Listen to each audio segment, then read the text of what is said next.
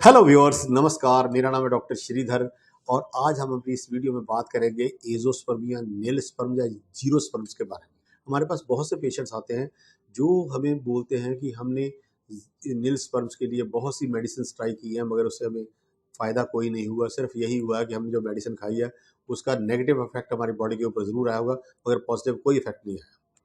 तो सबसे पहले हम बात करेंगे सीमन की प्रोडक्शन के बारे में, या सीमन किन किन सिक्रीशंस के मिलने से बनता है। सीमन जो है मेनली 4 सिक्रीशंस के मिलने से बनता है। Number 1 testicular fluid which is fully loaded with sperms. Number 2 seminal fluid. Number 3 prostatic fluid. Number 4 वल्वोयूरिथ्रिक ग्लैंड और काउपर ग्लैंड फ्लूइड। अब हम बात करेंगे स्पर्म प्रोडक्शंस के बारे में। स्पर्म की प्रोडक्शन जो है टेस्टिकल्स में होती है। टेस्टिकल्स के अंदर एक चैनल्स होते हैं जिनको हम सेमिनेफ्रस ट्यूब्यूल्स बोलते हैं। ये एक किस्म की क्यारियाँ होती हैं या एक किस्म के नालियाँ होती हैं, नलियाँ होती हैं जिनके अंदर स्पर्म प्रोड्यूस होते हैं और प्रोड्यूस होने के बाद वहाँ मैच्योर होते हैं। मैच्योर होने के बाद टेस्टिस के ऊपर ही एक कॉमा शेप स्ट्रक्चर होता है जिसे एपिडिडमस कहा जाता है। ये उसके अंदर जाके स्टोर हो जाते हैं और ये एपिडिडमस इनको एक खास टेम्परेचर पर मेंटेन करके इनको जिंदा रखता है और इनकी मोटिलिटी को मेंटेन करता है। जब हम इंटरकोर्स करते हैं तो उस वक्त ये जो स्पर्म्स हैं ये टेस्टिकुलर फ्लूइड से मिक्स होके वॉस डिफरेंस के द्वारा, ये वॉस डिफरेंस एक नाली होती है जिसके द्वारा ये सेमिनल फ्लूइड तक पहुंचते हैं। सेमिनल फ्लूइड में मिक्स होने के बाद ये प्रोस्टेटिक फ्लूइड में, और प्रोस्टेटिक फ्लूइड में मिक्स होने के बाद ये काउपर ग्लैंड के साथ मिक्स होते हुए फीमेल की वजाइना तक पहुंचते हैं। अब हम बात करेंगे कि इसको किस तरह से डायग्नोस किया जा सकता है।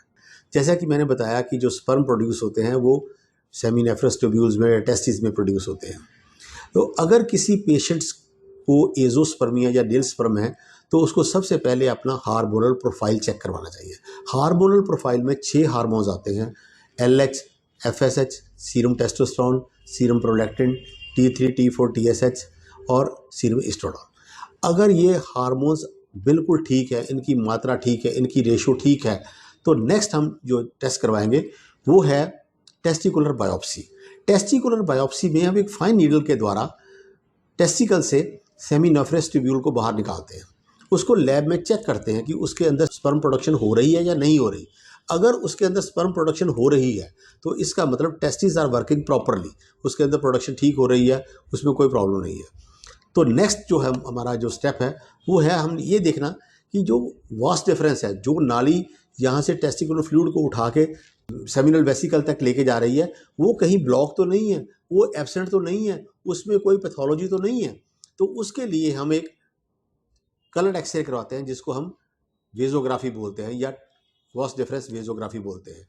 उस वेजोग्राफी से हमें ये पता चल जाता है कि जो वॉस डिफरेंस है, अगर इसमें कोई प्रॉब्लम है, इसमें कोई ब्लॉकेज है, इसमें कोई टॉर्शन है, इसमें कोई मोड़ मुड़ा हुआ है या ये कोई मरोड़ा खा गई है, तो उसको हम सर्जिकल इंटरवेंशन के द्वारा उस प्रॉब्लम को आप क्योर कर सकते हो और पेशेंट को एक नई लाइफ मिल जाती है। अगर टेस्टिस के अंदर स्पर्म प्रोडक्शन नहीं हो रही तो कई बार इसका मेडिसिन से इलाज करना थोड़ा असंभव होता है, थोड़ा मुश्किल होता है, या हो सकता है कि उसमें हमें सक्सेस रेट ज़्यादा ना मिले।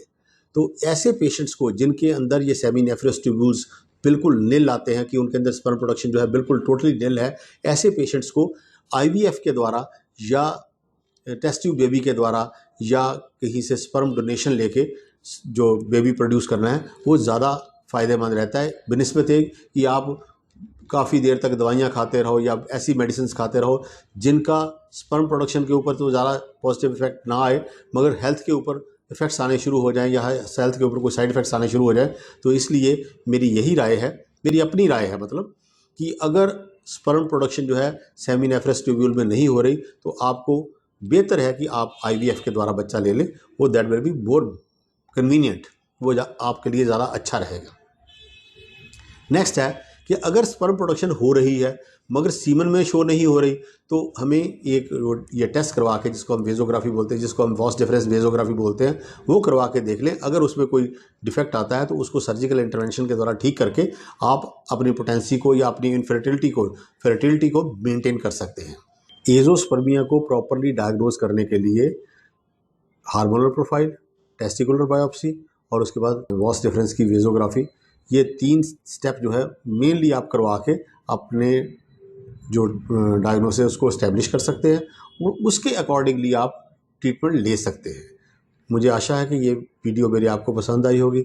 अगर ये वीडियो पसंद आई है तो आप उसे प्लीज़ लाइक कीजिए, शेयर कीजिए, सब्सक्राइब कीजिए, ताकि मेरे आने वाले नॉलेजेबल वीडियोज़ आपको आसानी से मिल सके। धन्यवाद। जय हिंद, जय भारत, सर्वे संतु निरामया।